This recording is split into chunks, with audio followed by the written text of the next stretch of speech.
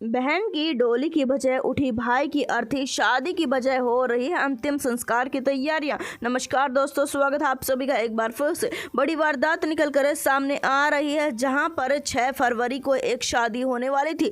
6 फरवरी आने ही वाली है, उससे पहले ही घर में ऐसा मातम पसरता है, एक ऐसा कांड हो जाता है, जानकर आप हिल जाएंगे। दरअसल बता दें कि बड़ी वारदात निकल कर सामने बड़ी वारदात दक्षिणी पूर्वी दिल्ली ओखला फेज 2 जेज कैंप के पास में एक लड़का जिसका नाम मोहन बताया जा रहा है, इसकी उम्र करीबन 18 साल थी, कालाकाजी स्कूल में यह पढ़ाई किया करता था। आज शाम की बात है, जिस समय पर यह कालाकाजी स्कूल से आ रहा था और ये गायब हो जाता है, जिसके पश्चात में माता पिता अपने बेटे का इंतजार कर रहे थे। घर में शादी की तैयारियां हो रही थी, क्योंकि चंद दिनों के पश्चात में मोहन की बहन की शादी होने वाली थी। 6 फरवरी को उसकी शादी होने वाली थी। इसी वजह से माता पिता थोड़े समय तक तो अपने बेटे का इंतजार करते हैं, बाद में शादी की तैयारियों में वह जुट जाते हैं। उनके पास भी ज्यादा समय नहीं था और देखते ही देखते उन्हें ध्यान नहीं रहता, रात के 9 बज जाते हैं, उनका लड़का आया ही नहीं था घर पर। इस वजह से वह परेशान हो जाते हैं। अब परेशानी की बात सच में हो चुकी थी। इस वजह से गांव के कुछ लोगों को सूचना देते हैं और गांव के कुछ लोगों के साथ में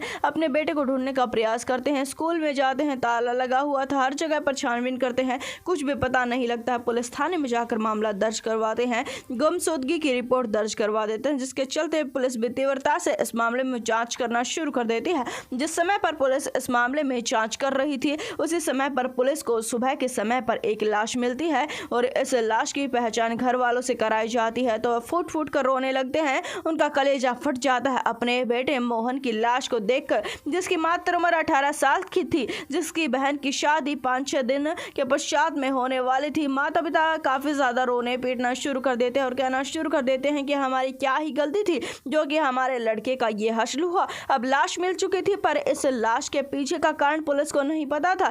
कैसे लड़के की हत्या हुई, किस वजह से हुई, किसने लड़के की हत्या की। इसी वजह से पुलिस जहां से लड़का आता है वहां से लेकर उसके घर तक की सीसीटीवी फुटेज चेक करना शुरू कर देती है।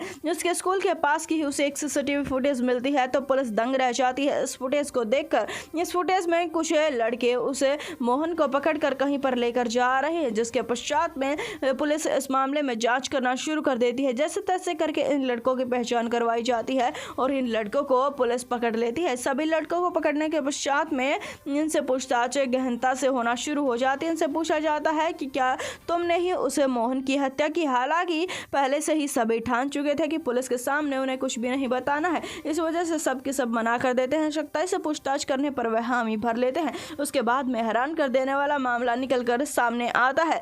वह बताते हैं हैरान कर देने वाली बात और कहते हैं कि मोहन जिस स्कूल में पढ़ाई किया करता था, उस स्कूल में एक और लड़की पढ़ाई करती है। ना सिर्फ इतना, मोहन की क्लास में एक और लड़का है जो कि मोहन से चिढ़ा करता था, जो कि हमारा ही साथी है। वह बताते हैं और कहते हैं कि मोहन एक लड़की को पसंद करता था और उसी लड़की को मेरा दोस्त भी पसंद करता था, जिसके चलते दोनों के बीच में अक्सर ही लड़ाई झगड़े रहा करते थे। अब मोहन की बहन की शादी होने वाली थी, इसी वजह से मोहन ज्यादा चर्चा में आया हुआ था। हर कोई मोहन की बातें कर रहा था, जिसके चलते मेरे दोस्त को गुस्सा आ जाता है और हम सब मिलकर मोहन की हत्या की प्लानिंग कर लेते हैं। जिसके पश्चात में मोहन जिस समय पर स्कूल से आ रहा था, आज हमने स्कूल से छुट्टियां ले ली थी, उसी समय पर मोहन को हम किडनैप करते हैं और मोहन को किडनैप करने के पश्चात में उसे लेकर जाते हैं और वहां पर लेकर जाने के बाद में उसके गला काट कर उसकी हत्या कर दी जाती है। उसकी लाश को फेंक कर हम तुरंत ही मौके वारदात से फरार हो जाते हैं। ये सारी की सारी जानकारी मिलने के पश्चात में पुलिस ने तुरंत ही आरोपियों को गिरफ्तार कर लिया है।